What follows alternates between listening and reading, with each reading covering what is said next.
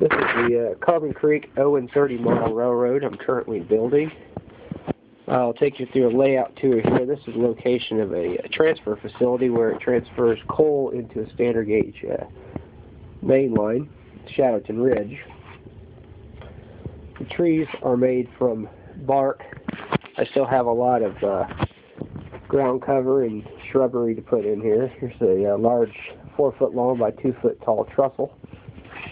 This is going to be the engine facility coming up here. If you continue on, you'll enter into the helix. The train will travel for 45 feet, and it'll come out the tunnel. This area here is called Blasted Rock. It comes around the bend to a passing siding up through the little hamlet of Glen Hollow. It's a coal town area here where miners live. It continues around the bend. It goes across another creek. See the background, it looks like the creek continues on. I've still got some work to do in this area. Overall, the railroad's got a lot of work left to do, a lot of scenery. You've got to put bushes and shrubs in between the nooks and crannies so everything looks right. We used real tree bark instead of plaster, the conventional method of rocks. I think it adds a lot of detail to the scene. The color's right, the look is right. But anyways, come back down here to the first level where we went across that big trussel. We're going to veer to the right on the main line through the passing siding. In the background, there's a coal mine that's going to be located here, a single track coal mine. This is the area where the trains can work around the trains. Passing siding, there's a water tower here, there's a pump house that still needs left to build, but this little section here is a fold out. It's on hinges and it rolls away from this door behind me, which is a shop. That way if I want to come in and out of the shop all the time, I can just lift this section up here and roll this piece out and come in and out all day long to work on the layout. This here is a portable layout. It was called the Kettletown and Black Fork.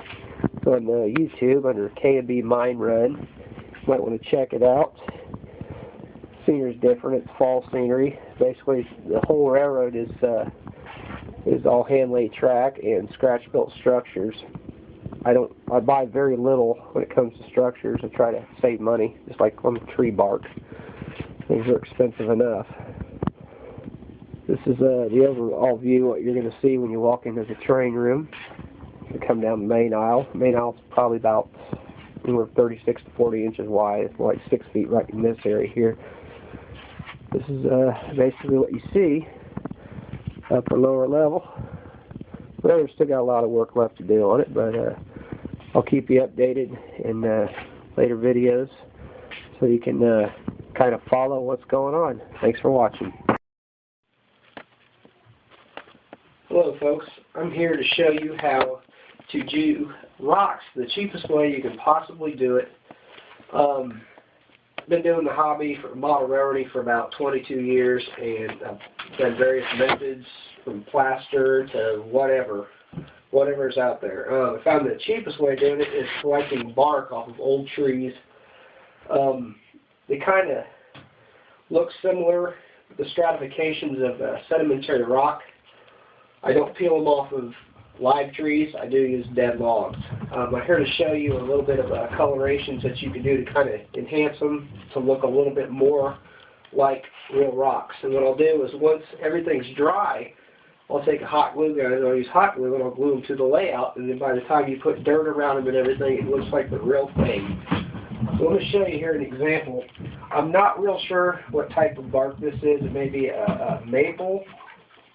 It's what I'm guessing. I could be wrong.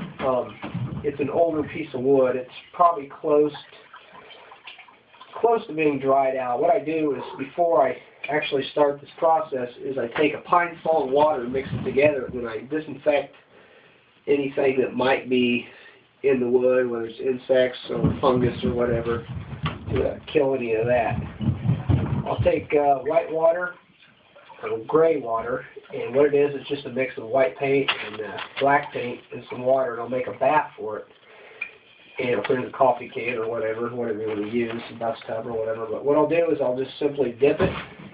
If it's small enough, you can dip it inside the can, like so. It basically you just set it out to dry, let it flat in here. It's kind of bubbly right now, but it'll eventually change color, and it starts to take a little more gray effect as it starts to dry. If it's not gray enough, then just dip it again and let it dry again. And, I got different types of rock here. Yeah, I'm not sure what kind of bark this is, but I'll just dip this in here. Most of this stuff resembles sedimentary rock. I'll just set it out flat.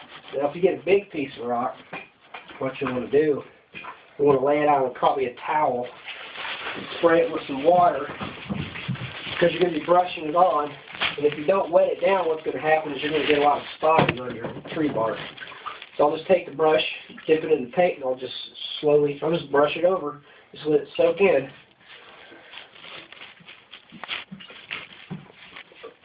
That simple.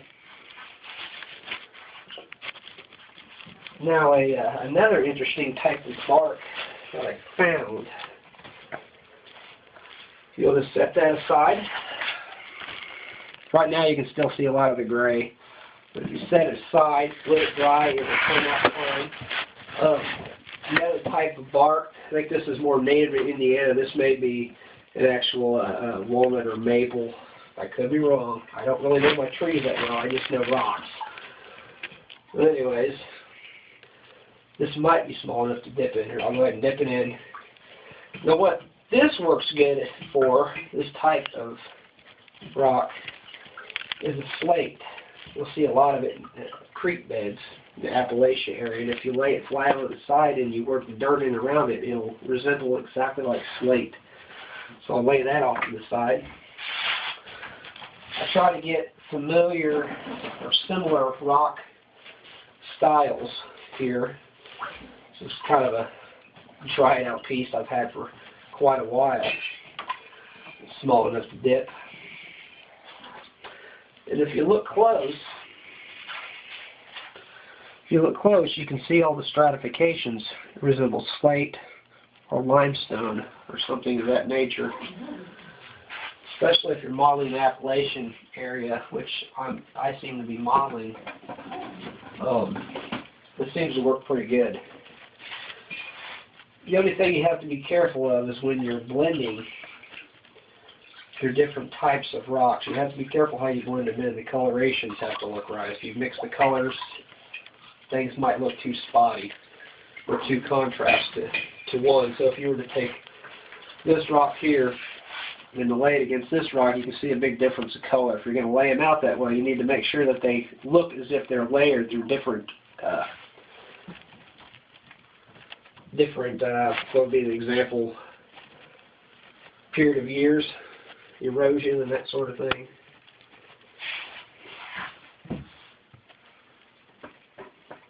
That's basically all there is to it. Like I said, once you let them set out and dry, probably overnight, to make sure all the moisture's out. It may even take 2 days, depends on the air quality of your house or where you're driving or whatever. But basically, you let them set out there and they're ready to hot glue, and you just throw some dirt around them and they're ready to go. So, thanks for watching.